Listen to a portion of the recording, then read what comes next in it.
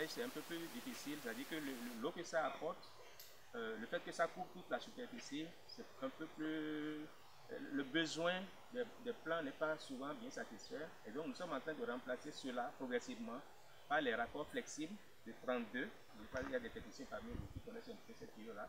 On les met directement au bout de ces principales colonnes. Et au bout, il y a quelqu'un, un jeune, qui fait l'arrosage et qui est payé au jour comme cela. Ça permet d'utiliser la main-d'œuvre locale, de créer du travail pour les gens. Et ça, une seule personne le fait également parce qu'il arrose une journée et le jour suivant, les plants arrosés le premier jour n'ont plus besoin d'eau le lendemain. Il faut revenir pour le troisième jour. Mais en une journée, avec ce système, on arrose un demi-hectare en une journée. Et le deuxième jour, il va sur l'autre hectare qui n'est pas arrosé, l'autre demi-hectare qui n'est pas arrosé. Et le troisième jour, il revient sur le premier qui l'a arrosé. Voilà comment l'eau est apportée de façon plus économique. Alors, quand nous faisons ça, le saclage, je vous l'ai dit déjà, je vais vous montrer un peu plus loin, quand on va aller de l'autre côté, que c'est le meilleur système même pour faire le contrôle de l'Imperata cylindrica, le chien dent, qui constitue la bête noire pour la plupart des producteurs. Quand le chien dent envahit un champ, bon, on préfère abandonner parce que sinon, aujourd'hui, c'est la solution chimique. Ce sont les herbicides qui sont déversés. Vous allez en voir quand on va aller sur le deuxième site, vous allez en rencontrer. C'est ça qui est la solution. Or, avec la bananeraie, une fois que vous avez fait l'installation telle que j'ai dit là, 2x2 correctement, vous faites un saclage rapproché.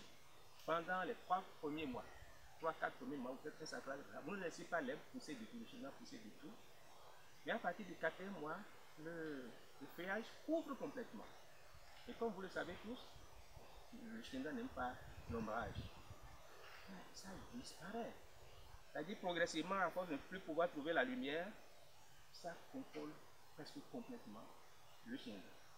Donc c'est en même temps, c'est-à-dire le développement de la bananeraie constitue non seulement une solution économique pour se faire de l'argent, mais quand votre champ est enherbé avec le chien dent, c'est un moyen qu'on peut utiliser pour contrôler également le chien dent. Si votre plantation est bien installée, déjà à partir du 6e mois, vous allez voir une inflorescence sortir, la fleur du bananier, ça va sortir. Et quand ça sort, vous pouvez commencer par compter. Entre 85 et 90 jours exactement, si vous revenez, c'est pour couper la banane et amener au marché. C'est ça, il n'y a pas de choses à possible. C'est ça, c'est 9 mois.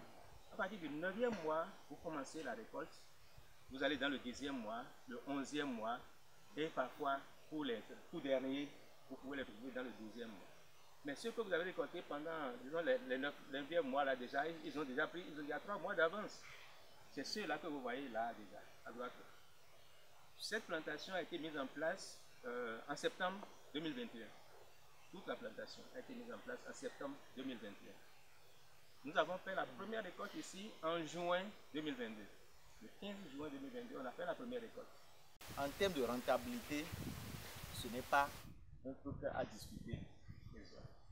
On est bien sûr dans un modèle écologique, on développe beaucoup d'approches en termes de recherche-développement.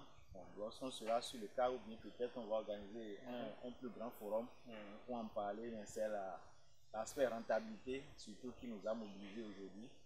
Nous avons actuellement le modèle développé ici. Il y a déjà un document qui a été présenté à une grande conférence sur la conférence mondiale de l'horticulture en France.